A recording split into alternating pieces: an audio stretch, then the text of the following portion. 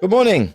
A few days ago, I uploaded my high rarity Blood Mage Spark build to both YouTube and Mobalytics, gaining upwards of 250% rarity, very high movement and clear speed, while also maintaining a very high amount of single target damage to do any pinnacle boss content as well. After a lot of testing and min-maxing on that Blood Mage version, a lot of people in my stream were telling me to go check out Squishy's version of this build, who did this on a Ritualist, getting even more movement speed and rarity with that Ascendancy.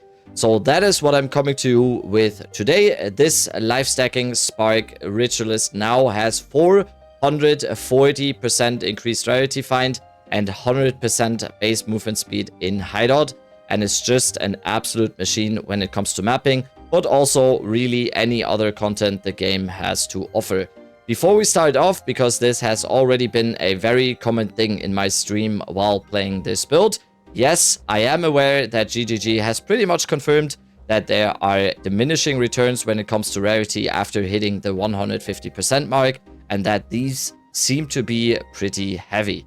What a lot of people mix this up with, though, is that apparently this also means you don't get any bonuses to rarity after hitting the 150%. Which is just not accurate. Yes, going for more than 400% here especially is going overboard, but in my opinion, it's fun going overboard, especially in ARPGs, so basically, number go up, me happy. Okay, with that, and a big shout out to Squishy here, whose channel will be linked in the description down below, let's get into this Ritualist version of this Lifestacking Rarity Spark build. Before we start off, I should always mention this at this stage of the video.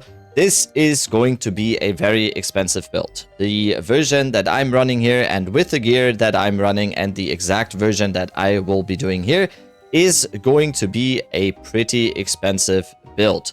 So if you want to do this build but on a more budget-friendly level, I do advise to stick to the Blood Mage for now. And as promised in the last video as well, I will do a more budget-friendly version for the Blood Mage build on this as well.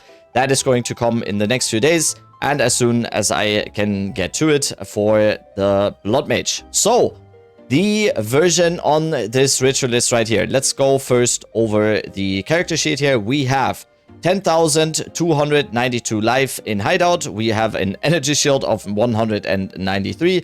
760 mana, doesn't really matter for us because you will see in a little bit here we are not spending any mana, so our mana is always going to be topped off, so our mana doesn't really matter. We have 0 spirit again, we have no elemental resistances due to the Veil of Night here, and the Chaos Heart is what makes us go 0 spirit. We have 347 strength, 70 dexterity, which is just enough to get all the gems that we will need for this build, and 157 intelligence, which is also just enough to be able to use a wand like this with a level 20 skill, and also to use the level 20 spark right here. So, insane life amounts here. This is a life stacker build after all with the use of Wrathpith. We will go over that in the gear section once again. The gear is going to be basically the same as the Blood Mage version. There are some differences here due to us having the third ring slot on this Ascendancy, but we will still go over all the gear.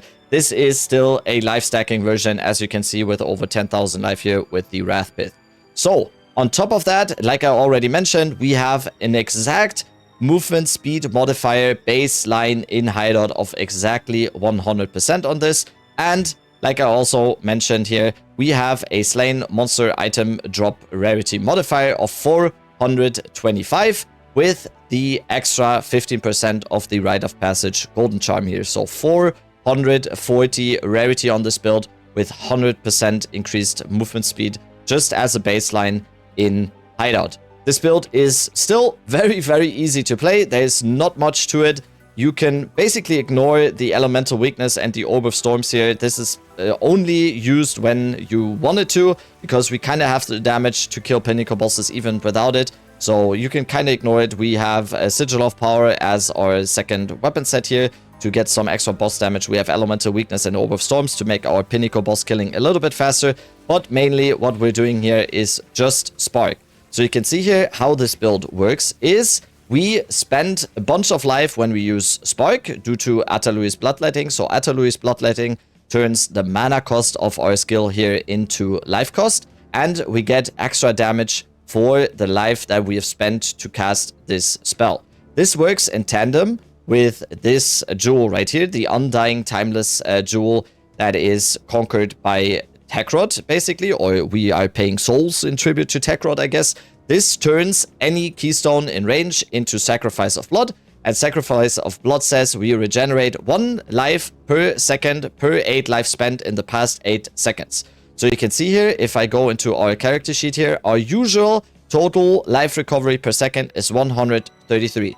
If I now start casting Spark and just spam casting Spark, you will see I can't really cast spam at the beginning, but the more I just leave it and we fill up the 8 seconds that you saw on the Undying Hate Jewel, now our life recovery per second exceeds over 20,000 per second. So now we can just spam cast, we can just keep moving, keep casting Spark, we can just tap Spark, and we can just zoom around with over 100% and more than 130% movement speed most of the time in maps. Just spamming Spark, just having absolute topped off life at all points. We are always and mostly going to be above 10k life on this build. So even though we have no elemental resistances, we are very, very tanky on this build. There are some things that can kill you, obviously, because some things with 0 resistances and can still be a one-shot sometimes. Hasn't really happened too much to me. This is definitely one of the more tanky builds, even without any elemental resistances. To get us a little bit safer, even what resistance we can have is going to be chaos resistance. So we do have almost capped chaos resistance to make it a little bit more easy in terms of not dying. This build is very, very tanky. I barely die on this, even though we don't have any elemental resistances. So as you can see again, at the start, when we do Spark, it doesn't really do anything to our life rack, but then when we ramp it up, basically, when we ramp up the Undying Hate Timeless Jewel to get to the 8 seconds that it needs, it's just gonna be absolutely insane, and we can just keep spamming Spark. This is how the build basically functions. So, next thing, let's go over the skill gems. For the skill gems, let's start at the top here. The first skill that is going to be in here is going to be Spellslinger. You do not need a Spellslinger wand at all for this build. I just had this one still, so I am using this one. The wand skill that you have here, or the wand base for this build, does not matter. You do not need this. I had a Spellslinger, so I'm using this one. If you have a Spellslinger, what I'm doing here is I just add some more sparks, because when we cast our sparks, we can get a bonus spark there with Spellslinger. So then we have the ability to then cast out 5 more sparks when we want to. It's kind of a nice bonus for some extra spark. But like I said, you do not need Spellslinger at all. Any wand is fine. The stats, which we will go over in the gear section, is much more important when it comes to the wand. So I'm using Spellslinger here with Spark. Like I said, life tap to not have to spend any mana. Projectile Acceleration 2, Zenith 2, and Considered Casting. Next thing is going to be Sigil of Power, so we are still using a Chiming Staff on the second weapon set to get our Sigil of Power here. So when we go back to weapon set 1, of course, we cast just our Sparks. So Spark here is weapon set 1, while the Sigil of Power is weapon set 2, of course. So it's automatic switching. So Sigil of Power, for that extra damage, I'm using with Magnified Area 2, Prolonged Duration 1, Cooldown Recovery 2, Second Wind 3, and Rapid Casting 2. Now, off to the main skill, which is, of course, Spark for this build. So I'm using a Corrupted level 21 Spark to get that extra level to spend more mana and life in this case. So more life spent on the skill means more damage on the skill and more life regeneration as well. So keep that in mind. Everything that gives plus level to Spark and anything that gives more cost to Spark will improve both our damage due to Wrathpith and also our life regeneration due to the Undying Hate Timeless Jewel here. So, Spark I'm using with Atalui's Bloodletting, which is basically the main and the core unique support gem of this build. I'm using Projectile Acceleration 2. For that extra Pierce chance, you can also go Projectile Acceleration 3 if you get Pierce some other way. Then I'm also using mobility, of course, because it makes us so much faster while doing maps, and we don't have any we don't have much reduced movement speed while casting skills. This is due to some other stuff that I will go into on the passive tree and in the gear section again. So when we are running and casting our sparks, we are barely getting slowed down here, and mobility support gem helps with that. Next thing is going to be heft, since Atalui's bloodletting gives us a bunch of extra physical damage. Heft is going to be the best choice when it comes to getting more damage out of the spark skill. And for the last one, Zenith 2 again for even more damage. For pinnacle bosses, I'm also adding the elemental weakness curse on the ground. So if you are doing pinnacle content, or if you're doing any boss or whatever, if you want to kill those a little bit faster, elemental weakness curse, of course, is a given here. So elemental weakness with heightened curse, cursed ground, fire mastery, rapid casting 2, and a magnified area 2. In the same vein, we also add Orb of Storms to get some more damage on pinnacle bosses and to get a high magnitude shock on the bosses. So Orb of Storms we are also using with Overabundance, Lightning Exposure, Overcharge, Commiserate, and Life Tap. So that is it for all the skill gems. Basically, I'm kind of overdoing it here. Usually, especially if you don't have a Spellslinger wand, the only thing you need in this build is Spark, basically. All the other stuff here is mainly to also give you the option to improve your pinnacle boss damage, but to be honest, not really needed. It's not really needed. The pinnacle boss will probably take a few more seconds if you leave out all the other stuff here. The only thing you really need is going to be Spark. It has also been a question a lot, since this is also in the Mobilytics guide, for example. All these extra skills here, like Frost Wall, Eye of Winter, and Comet, is only to fill out the requirements for the Gem Enthusiast here. So for Gem Enthusiast, we get 5% increased maximum life if we have 10 red support gems, and we get 5% more movement speed if we have 10 green support gems. So to have these and to fill this out, I've just added some random skills at the bottom here to fill out the needed support gems to get the movement speed and the maximum life. So that is it for all the skill gems. Like I said, this build is super easy to play. It is probably one of the most simple builds to play in the entire game.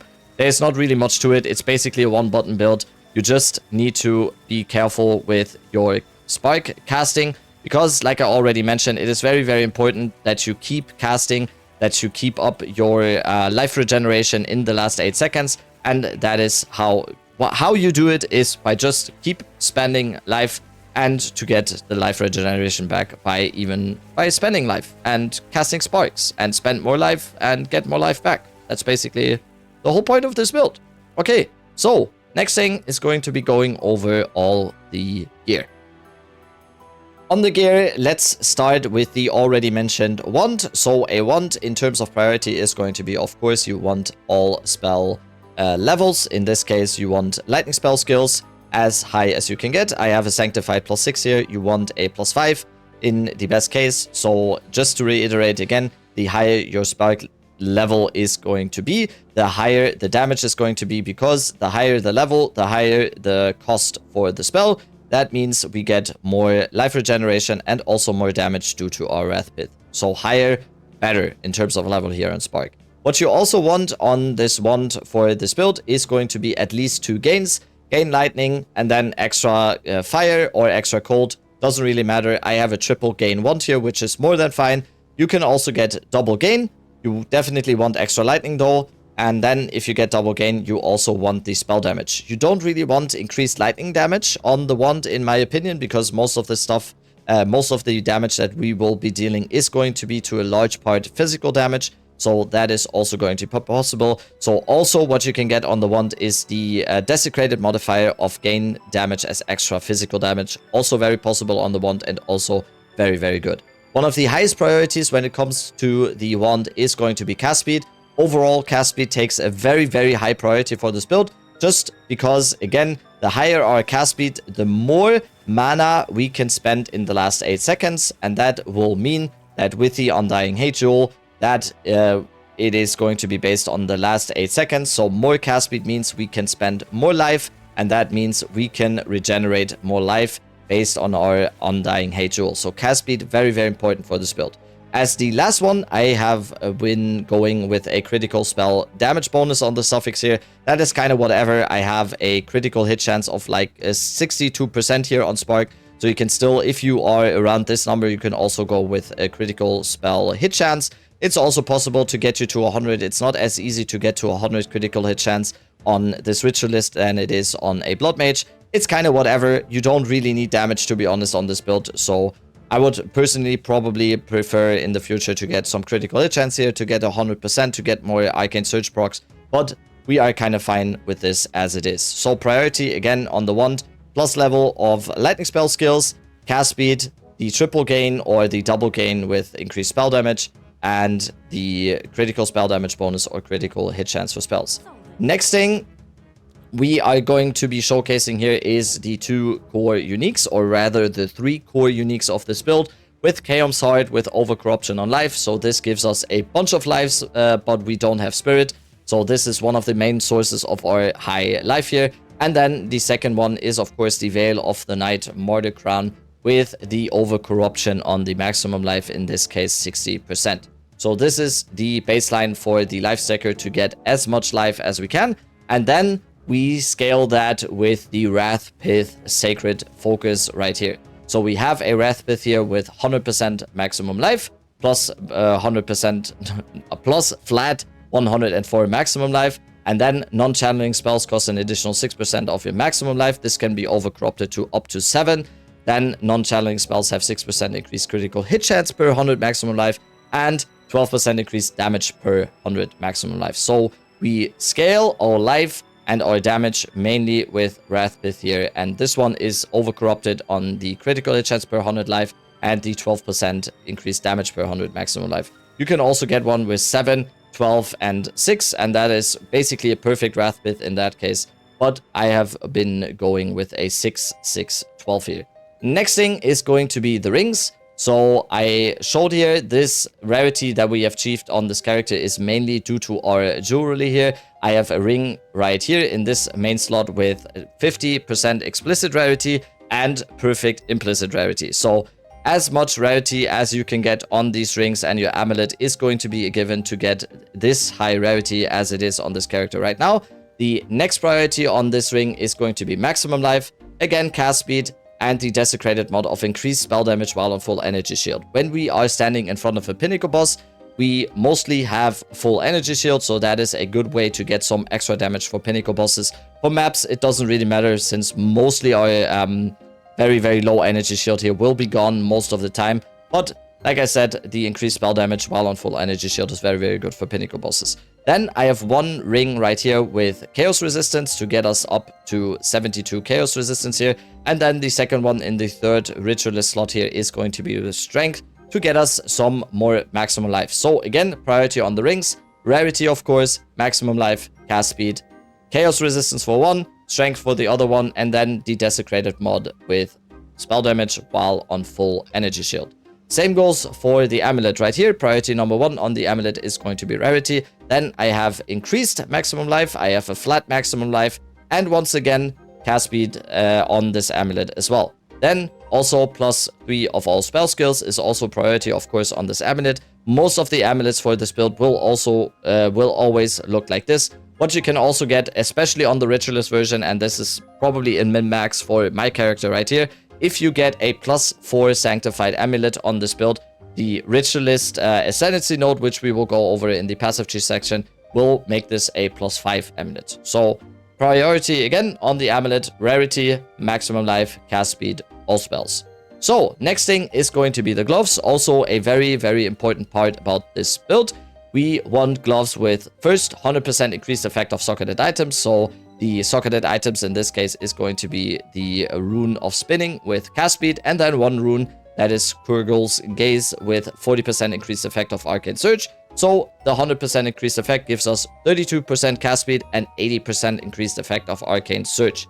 That is priority number 1 on these gloves. The next priority, which is very, very important for this build, is the desecrated mod of chance to gain arcane surge when you do a critical hit. Due to this node right here, Sango Magic Rituals, it means that Arcane Surge, which usually increases your cast speed and mana regen, now increases our maximum life instead and increases our maximum life mana, life regen. Oh my god, it doesn't increase our maximum life, it increases our life regen. That's what I mean. So, in order to get this, we need this desecrated mod on the gloves. Another way, if you cannot get it on the gloves, because these can go pretty expensive, and it's kind of hard to hit this modifier sometimes on gloves, what you can also do is you can go into these nodes right here on the passive tree, Arcane Surge on critical hit. This gets you also to 10%. And then you can also go with Touchy Arcane here to get the 40% increased effect of Arcane Surge. So if you can get gloves like this with the 10% chance to gain Arcane Surge when deal a critical hit, you can also get it on the passive tree here as a substitute. So next thing is going to be the boots. The boots, again, are going to have a priority of rarity. Once again, we have a 100% increased effect of socketed items to get even more movement speed. We have 2 runes, Faurus Rune of the Chase here for 5% movement speed each. And then we also have the Rune of Grace here for reduced movement speed penalty when using skills while moving. You will also see we get this on the passive tree a bunch. So we have this as a desecrated mod on the boots here, reduced movement speed penalty from skills while moving as a desecrated mod on the suffix here. And then also as a rune on these boots to reduce the penalty when casting Spark. So basically when we do just spam Spark while running, we don't get slowed down at all basically. Next priorities on the boots is again going to be maximum life, of course, just like on the gloves. I don't know if I mentioned it on the gloves. Maximum life, of course, is going to be one of the priorities here again. So just like on the boots, the priority again, rarity, movement speed, maximum life, 100% increased effect, and then reduced movement speed penalty from using skills while moving. Last thing on the gear is going to be the ingenuity here. Pretty straightforward. We just want an ingenuity with high increased bonuses to gain from left ring and right ring. And also, please remember on ingenuities, it's very important to remember that an ingenuity with increased charm charges used can break your first charm slot. So if you get one with high increased charm charges used, this can break your first charm slot, so your charm doesn't work anymore. So do be careful of that when buying ingenuities, that you have one like this with increased charm charges gained ideally and reduced charm charges used ideally again. For the charms, we are using Nascent Home Thawing Charm to not get frozen. We are using Fall of the Axe Silver Charm and the Rite of Passage Golden Charm with Bear. You can also go with one that gives you movement speed if you want more movement speed. Bear is pretty nice though. It is reduced damage. It is more maximum life. It just makes us even more tanky. So that is going to be the gear section. And next thing is going to be the passive tree. On the passive tree, let's start off with the Ritualist Ascendancy, of course. This is one of the main reasons why we have taken this Ascendancy, and it is the Mystic Attunement Ascendancy node here. We get 25% increased bonuses gained from equipped rings and amulets. This absolutely catapults all the stuff that we have on our rings and amulets here, of course. Mainly the rarity, the maximum life, the increased maximum life. Everything that we get on this is boosted by another 25% on top of the already existing ingenuity, which boosts this ring and the other ring on the left side and the right side. The ingenuity doesn't boost this ring, but we just get this as a bonus. It is absolutely insane. This is what makes the Ritualist just be able to reach rarity and movement speed levels that are as high as they are.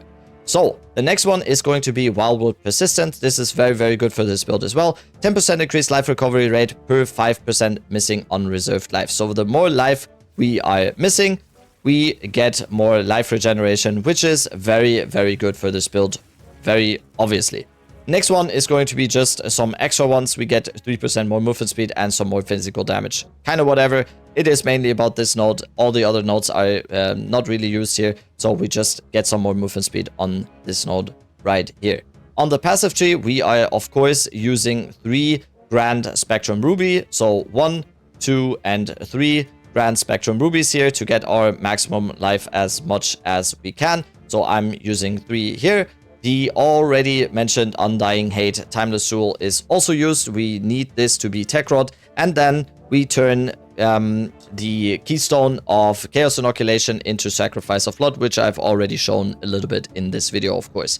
Next one is going to be the controlled metamorphosis here with the large ring. This enables us to get Kite Runner. This enables us to get Harmonic Generator for the Jugular and Spaghettification. Insanely good controlled metamorphosis here. We get all the good notes on this here. And what is also a very good thing here, you basically only care for the minus chaos resistance here. So you can just get one with -3 chaos resistance, and then elemental resistances can be whatever, so you can save some money on that since we don't have any resistances anyway. So next one is going to be, I'm using a Time Loss Emerald here in this spot to get some more movement speed, also to get increased effect of notable passive skills in radius, and also notable passive skills in radius also grant movement speed, like I said. Upgraded radius to large, so all of these nodes right here give me some extra movement speed, and we get some extra elemental damage. Pretty nice way to get some extra movement speed, to get some extra damage on these nodes. Very, very nice. Next one is going to be the Heart of the Well Diamond. I have this one again with movement speed, gain extra damage as lightning damage, 3% cast speed, and then chance to pierce an enemy. This is also very good for our spark skills. Added on top of the projectile acceleration 2 here with added 40% more chance to pierce, we get a very, very high chance to pierce an enemy, which is very, very good for a clear on our spark, because the spark is able to pierce the enemies, obviously, and then hit more, and the clear is just so much better. We're also using a From Nothing with Valpact to get these nodes right here, the light on your feet and movement speed nodes, and then momentum. This is a staple of all the builds basically in the game that want movement speed here. So Valpact on the From Nothing.